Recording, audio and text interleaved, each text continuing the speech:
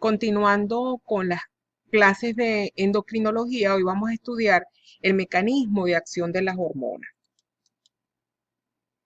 El mecanismo de acción de las hormonas está asociado a sus receptores, porque esa es la manera como las hormonas actúan, porque ellas actúan unidas a un receptor determinado.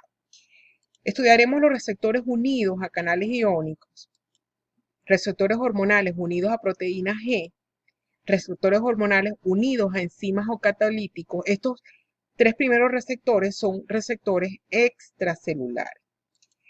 Y estudiaremos los receptores hormonales intracelulares y de activación G. Las hormonas se producen en los diferentes órganos endocrinos.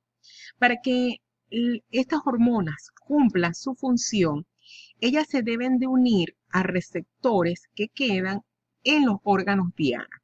Estos órganos diana tienen células que tienen receptores específicos que van a reconocer a esta hormona y le permite de esta manera a esta hormona llevar la señalización y poder cumplir su efecto. Estos receptores hormonales pueden ser receptores extracelulares que se encuentran en la membrana plasmática o receptores intracelulares ubicados en el citoplasma y en el núcleo. Los receptores extracelulares, la hormona entra en contacto con el receptor que se encuentra en la membrana, posteriormente lleva su señal. ¿Cuáles son las hormonas que utilizan estos tipos de receptores? Son las hormonas que son hidrosolubles, que no pueden atravesar la membrana plasmática. Estos receptores extracelulares pueden ser receptores unidos a canales iónicos, receptores unidos a proteína G y receptores unidos a enzimas. Todos estos receptores los vamos a estudiar en esta clase. Las hormonas que utilizan estos tipos de receptores son las hormonas peptídicas y polipéptidos y las hormonas catecolaminérgicas, que son hormonas hidrosolubles. Por lo tanto, necesitan receptores de membrana. Los receptores intracelulares son los receptores ubicados en el citoplasma y receptores en el núcleo. Las hormonas que utilizan los receptores ubicados en el citoplasma son las hormonas esteroideas y las que utilizan los receptores nucleares son las hormonas tiroideas. Tenemos también receptores hormonales intracelulares y de activación de genes. En los receptores intracelulares, la hormona puede atravesar la membrana plasmática, de tal forma que son hormonas liposolubles. Van a interactuar con su receptor que se va a ubicar en el citoplasma y de esta manera llevan la señalización o se ubican en el núcleo como las hormonas tiroideas. Las hormonas son secretadas en la sangre, van a los órganos diana que tienen células que poseen receptores que se ubican en la membrana para las hormonas hidrosolubles o receptores que se ubican en el citoplasma o en el núcleo para las hormonas liposolubles.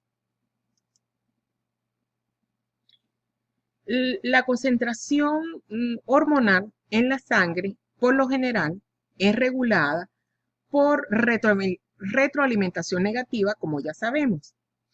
Aunque la concentración de la hormona es importante, no son los únicos mecanismos determinantes para la respuesta en el tejido diana. Para responder a un tejido diana, tiene que haber unos receptores específicos que reconozcan a esta hormona. La sensibilidad de un tejido diana a una hormona se expresa mediante la relación dosis-respuesta. La respuesta va a estar relacionada con la concentración de la hormona. A medida que se incrementa la concentración de la hormona, la respuesta es mayor. Pero llega un momento que eso llega a un equilibrio que se estabiliza la respuesta. La sensibilidad se define como la concentración de la hormona que produce el 50% de la respuesta. Si se requiere más hormona para producir ese 50% de la respuesta máxima, es que ha habido una disminución en la sensibilidad del tejido diana, en la sensibilidad de los receptores. El número de receptores está regulado. El número de receptores no permanece constante durante todo el día. Es más, pueden variar en cuestión de minutos. Esta regulación puede ser una regulación por disminución en el número de receptores o una regulación por incremento en el número de receptores. La regulación por disminución es un mecanismo por el cual una hormona disminuye el número o la afinidad que puede tener por los receptores en el tejido diana. Esto se realiza a través de una reducción en la síntesis de los nuevos receptores o que haya un aumento en la degradación de los receptores existentes o que se produzca una inactivación de los receptores. Tenemos el ejemplo de la hormona de la progesterona, utiliza este mecanismo de autorregulación por disminución de los receptores. Disminuye ella misma la cantidad de sus receptores, de sus propios receptores. La regulación por incremento, hay un aumento en la síntesis de los nuevos receptores, hay una disminución de la degradación de los receptores o hay una activación de los receptores. Ejemplos de hormonas que utilizan este mecanismo está la hormona de crecimiento, el estrógeno, la prolactina, utilizan este mecanismo de autorregulación por incremento en el número de los receptores. De alguna forma, la ecuación de Scaccia trata de explicar el mecanismo de autorregulación. La relación establece la relación entre la concentración de la hormona con los sitios disponibles de unión o la cantidad de receptores que existen. Tenemos tres situaciones. Cuando hay una alta afinidad y pocos receptores, cuando existe una afinidad media y muchos receptores, o una baja afinidad y muchos receptores. Cuando existe una alta afinidad, ¿qué es lo que sucede? ¿O cuál es el mecanismo de contrarregulación cuando hay una alta afinidad? Una alta afinidad es porque hay demasiada hormona y hay pocos receptores. ¿Cuál es el mecanismo de retroalimentación? Es no se produzca más hormona para que la cantidad de hormona que existe pueda llenar los pocos receptores que quedan vacíos. Y de esta manera, la hormona cumple su función. Cuando hay una baja afinidad y muchos receptores, es que estos receptores están vacíos. La cantidad de hormona es menor y el mecanismo de retroalimentación es que se produzca más hormonas para que de esta manera puedan ser ocupados todos estos receptores y llevar poder la hormona ejercer su efecto. Lo ideal es que haya una concentración, haya un equilibrio entre la concentración de la hormona y la cantidad de receptores que hay disponibles. El mecanismo de acción de las hormonas es tras la activación de receptores. Es la manera como las hormonas llevan su señalización a través de activación de los receptores. Estos receptores pueden ser receptores unidos a canales iónicos, receptores unidos a proteína G, receptores hormonales unidos a enzimas o receptores catalíticos y por último receptores hormonales intracelulares y activación de los genes. Las hormonas que utilizan estos receptores iónicos unidos a proteína G y receptores catalíticos son las hormonas hidrosolubles, porque estos receptores se encuentran en la membrana celular. Estos son receptores extracelulares. Los receptores hormonales intracelulares y de activación de los genes son utilizados por las hormonas liposolubles. Los receptores unidos a proteína G utilizan un mecanismo de segundo mensajero. Estos segundos mensajeros son la adenilato ciclasa, que es el AMP cíclico, la fosfolipasa C y el complejo calcio-calmodulina.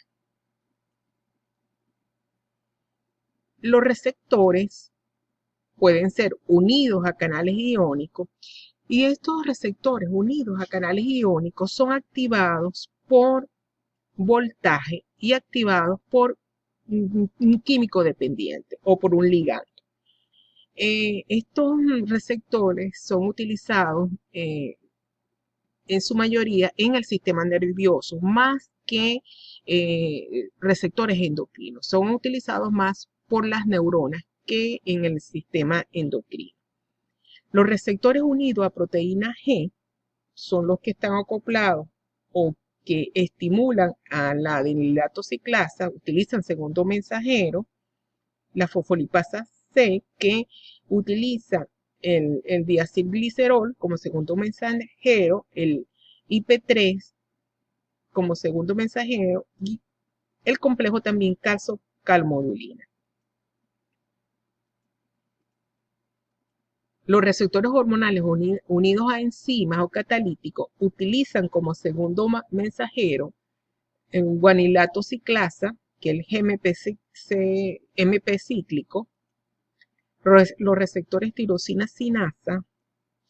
Receptores unidos a tirosina sinasa son receptores que están unidos a enzimas que se comportan como tirosina sinasa. Y los receptores hormonales intracelulares y de activación de los genes son los receptores esteroideos y los receptores tiroideos o nucleares. Empecemos con los receptores unidos a canales iónicos.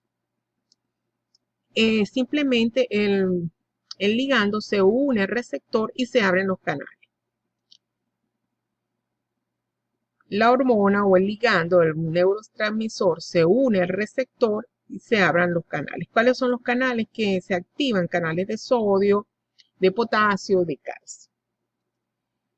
Estos receptores unidos a canales iónicos son de tres tipos. O se activan por ligando, activados por voltaje, y los receptores unidos a proteína G regulados por segundo mensajero. Regulados por ligando, el ligando se une al receptor y permite al unirse que se abran los canales. Aquí tenemos este canal cerrado y cuando el ligando se une al receptor,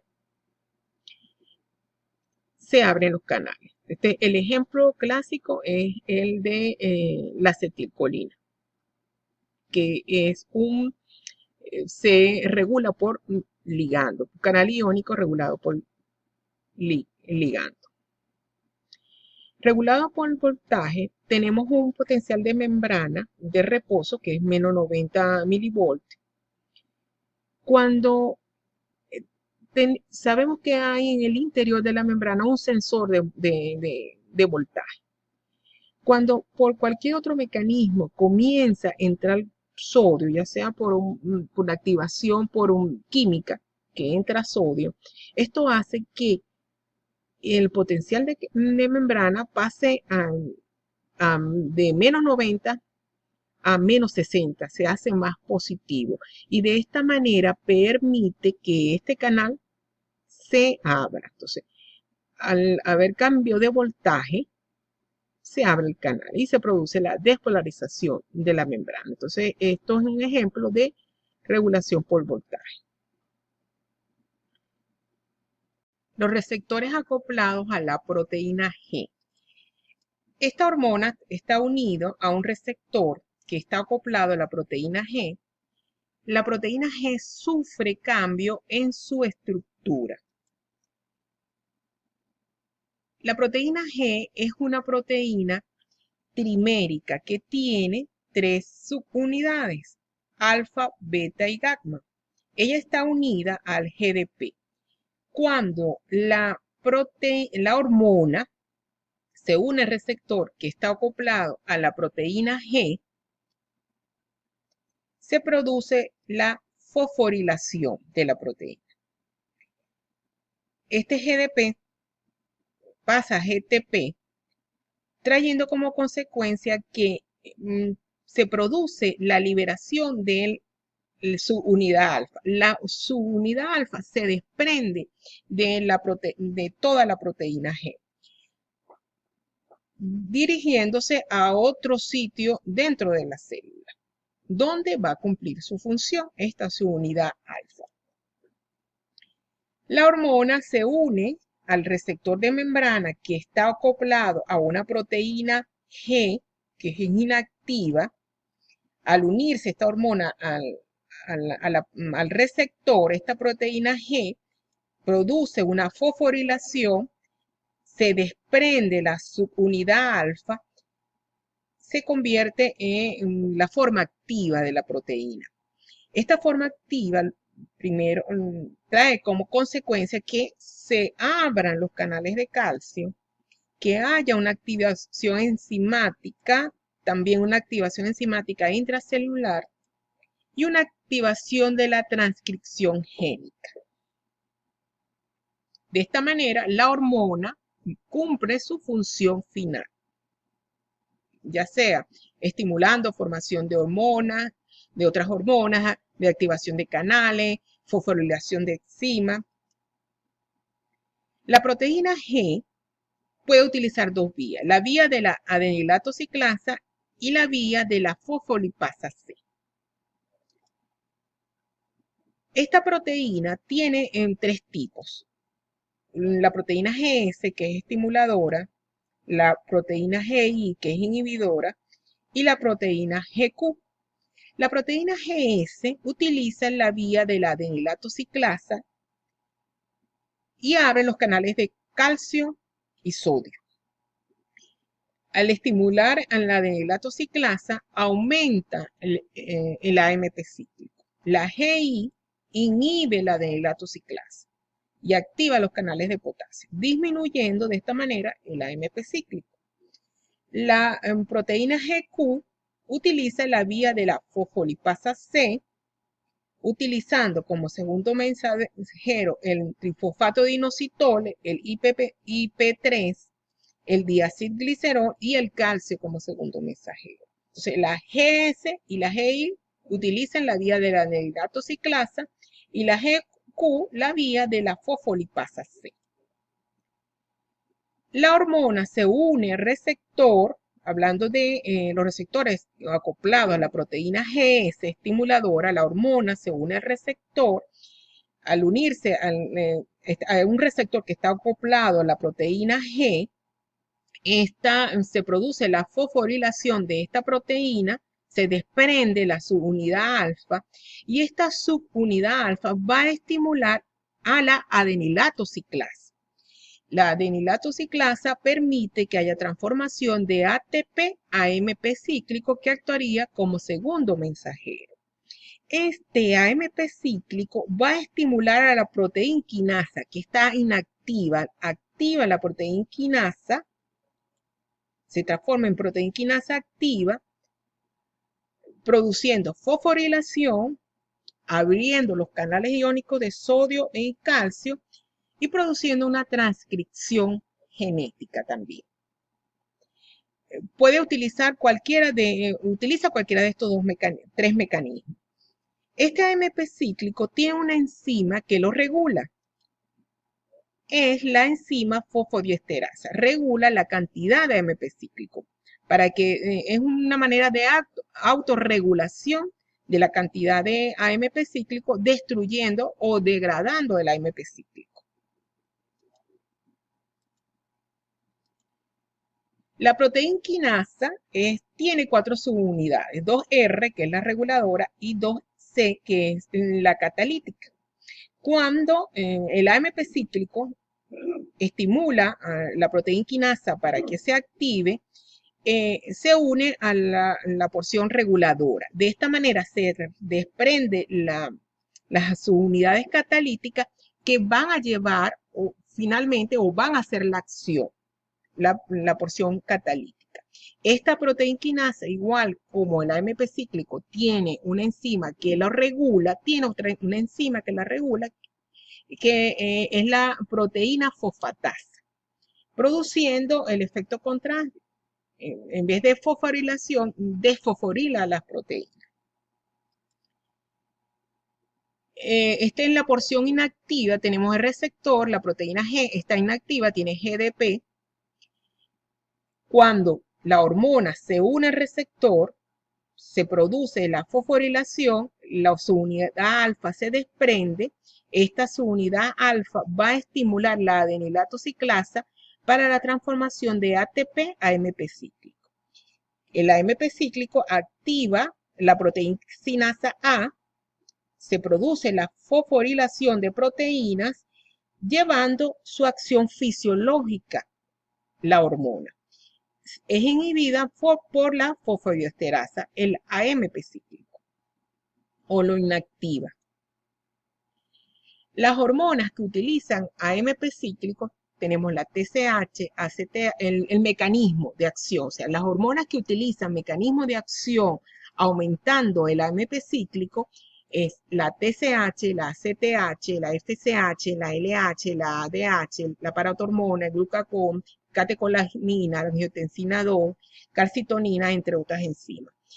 Cada una de ellas va a tener una acción específica. La TSH va a estimular a que se sinteticen las hormonas tiroideas. La paratormona que aumenta los niveles de calcio.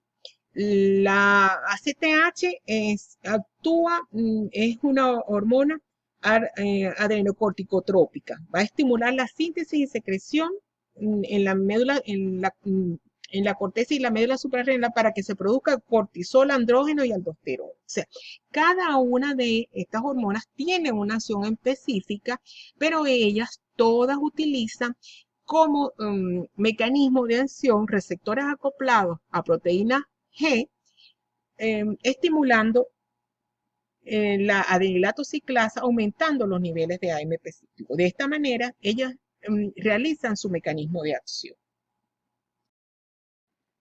Los receptores acoplados a la proteína GI, recordemos que GI es inhibidora. La hormona se une de igual forma al receptor que está acoplado a proteína G, se produce la fosforilación, se desprende la subunidad alfa, pero en esta ocasión esta subunidad alfa va a inhibir la adenilato ciclasa. Entonces no se forma el AMP cíclico, disminuye el AMP cíclico. Se abren los canales de potasio y se produce una hiperpolarización.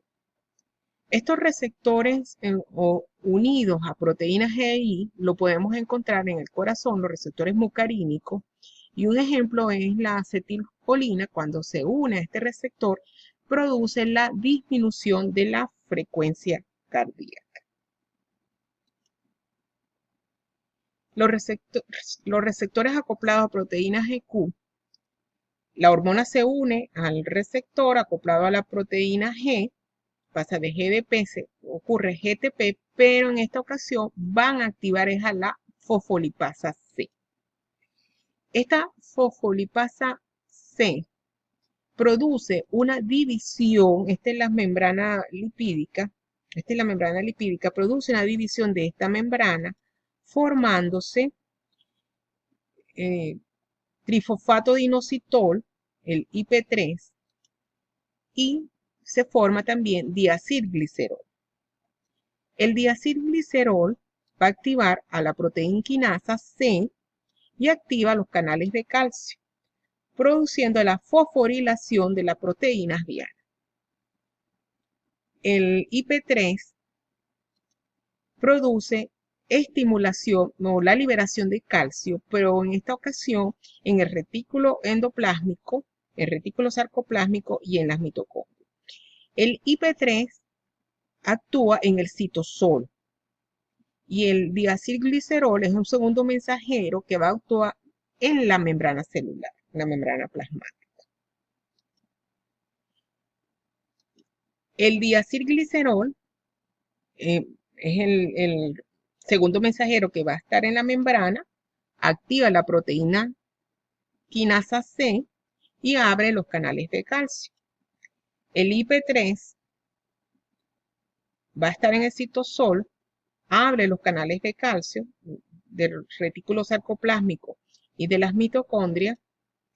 Y este calcio también va a actuar como segundo mensajero, activando la proteína quinasa C y uniéndose a la calmodulina, produciendo la contracción de la musculatura lisa vascular. La hormona se une al receptor que está acoplada a la proteína GQ, se produce la fosforilación, se desprende la subunidad alfa que va a activar a los fosfolipasa C para que se forme el diacilglicerol y el IP3. Este diacilglicerol va a activar la proteína sinasa para que haga su acción fisiológica y el trifosfato de inositol permite que se abran los canales de calcio del retículo sarcoplásmico, sean liberados y este calcio va a actuar también como segundo mensajero. Las hormonas que utilizan este tipo de receptores,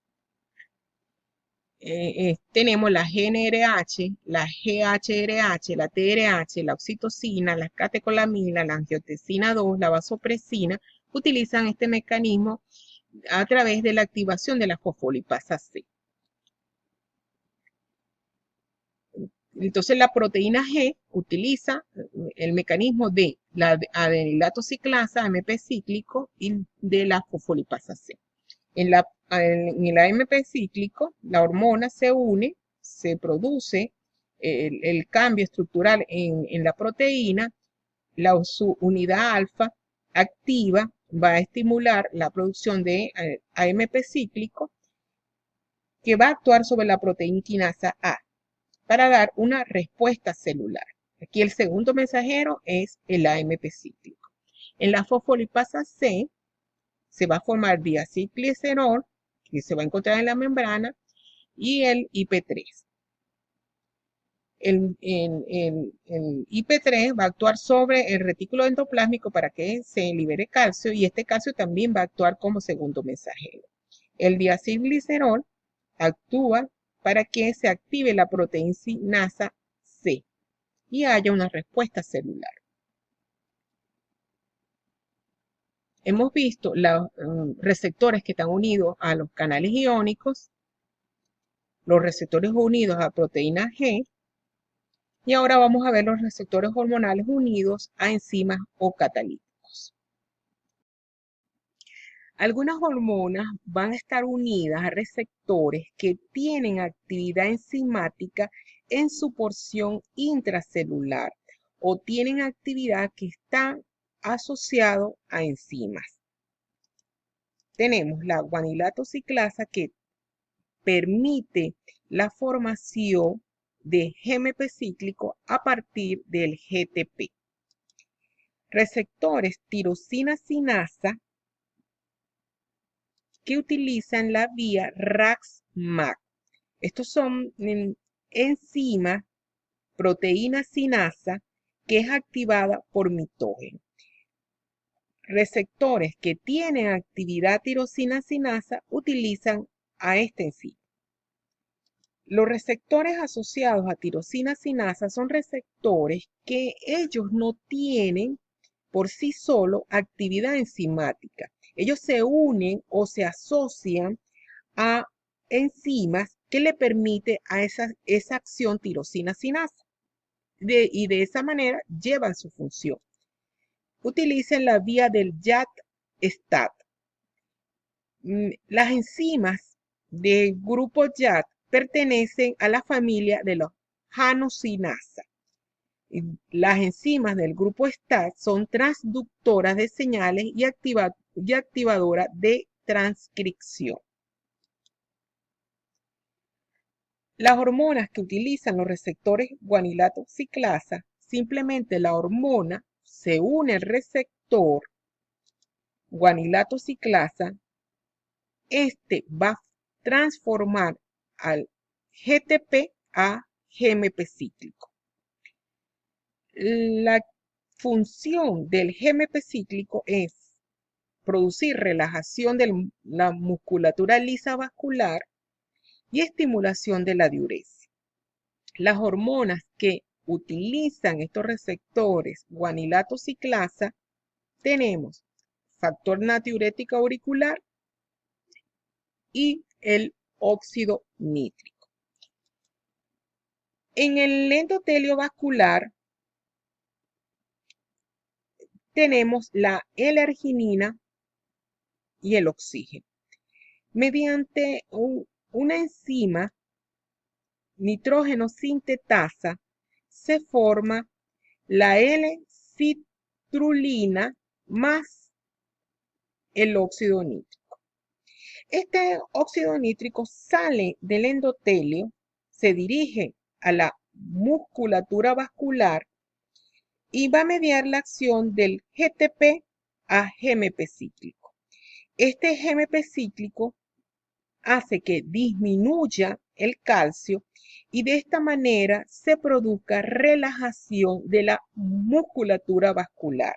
Este es el mecanismo de acción del óxido nítrico.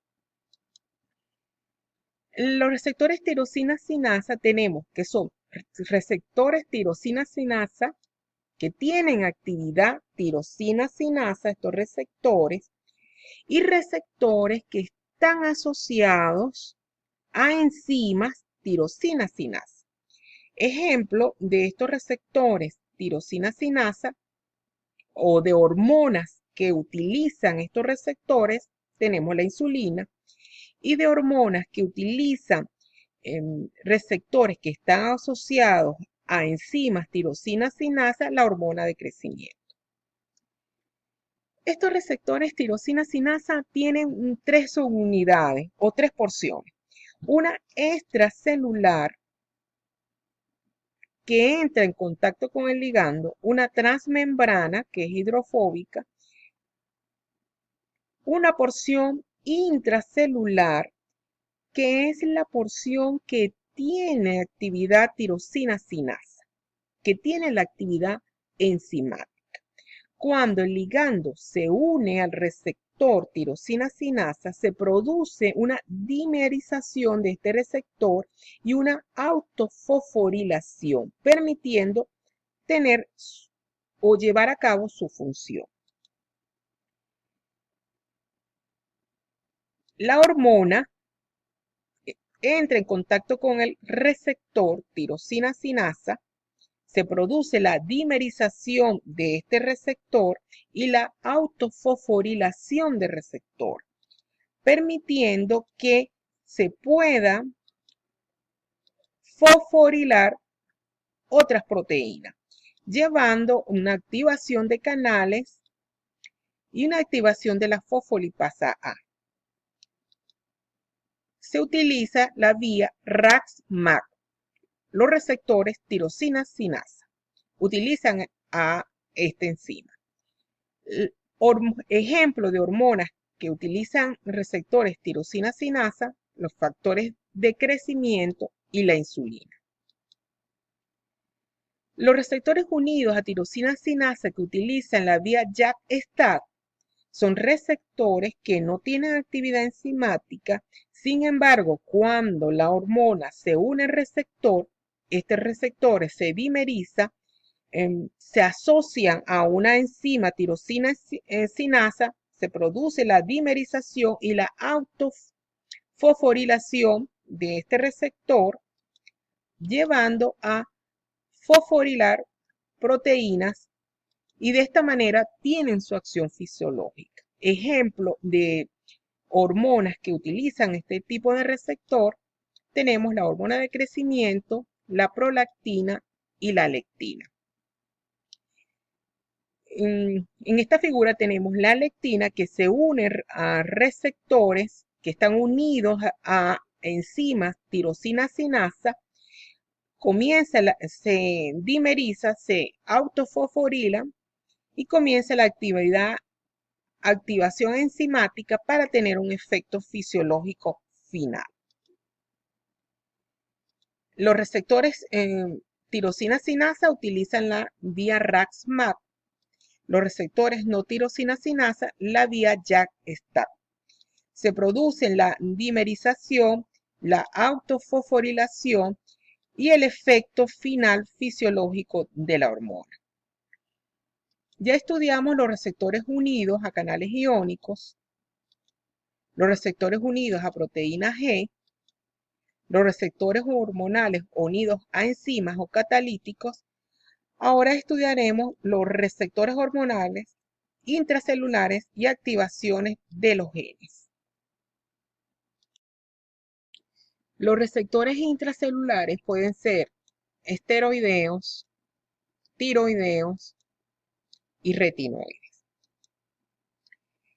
Los receptores de las hormonas esteroideas, la hormona atraviesa la membrana celular porque es una hormona liposoluble, se une el receptor ya sea en el citoplasma o en el núcleo, en este caso se unió en el citoplasma, pasa el complejo hormona-receptor al núcleo y posteriormente se produce la síntesis de la nueva proteína. Las hormonas que utilizan estos tipos de receptores tenemos los glucocorticoides, los mineralcorticoides, los andrógenos, los estrógenos y la progesterona. La hormona pasa a la célula, se une al receptor en el citoplasma, luego se dirige al núcleo donde se produce la transcripción del DNA. El RNA mensajero lleva la información al retículo endoplásmico para que se produzca la traducción y la síntesis de la nueva proteína que va a ir al órgano diana o va a cumplir la función específica. Las hormonas tiroideas también utilizan receptores intracelulares, pero en este caso son receptores nucleares. La hormona es liposoluble, atraviesa la membrana celular sin ningún problema, se dirige al núcleo donde se va a unir a su receptor y se va a producir la transcripción, sale el RNA mensajero al retículo endoplásmico, donde se produce la traducción y la síntesis de la proteína que va a tener el efecto biológico. Estudiamos en esta clase los receptores unidos a canales iónicos que son activados por voltaje o son químicos dependientes. Los receptores unidos a proteína G que activan a la adenilato ciclasa para formar AMP cíclico o activan a la fosfolipasa C formando el diacilglicerol como segundo mensajero, el IP3, el calcio, el complejo calcio-calmodulina. Estudiamos los receptores hormonales unidos a enzimas o catalíticos, que son la de receptores guanilato ciclasas, receptores tirosina sinasa que utilizan la vía RAX-MAP, receptores unidos a tirosina sinasas, la vía JAK-STAT, los receptores hormonales intracelulares y de activación de genes. Tenemos los receptores esteroideos y los receptores tiroideos o nucleares. Este salto se denomina Salto La Paila, que queda en Caripe, Estado Monagas, Venezuela. Un mensaje de quien fue un gran venezolano, el doctor Arturo Uslar Prieti, preocupado siempre por la educación. La materia prima más preciosa del presente y el futuro no será ni el petróleo, ni el hierro, ni el uranio, ni la tierra arable, sino la materia gris.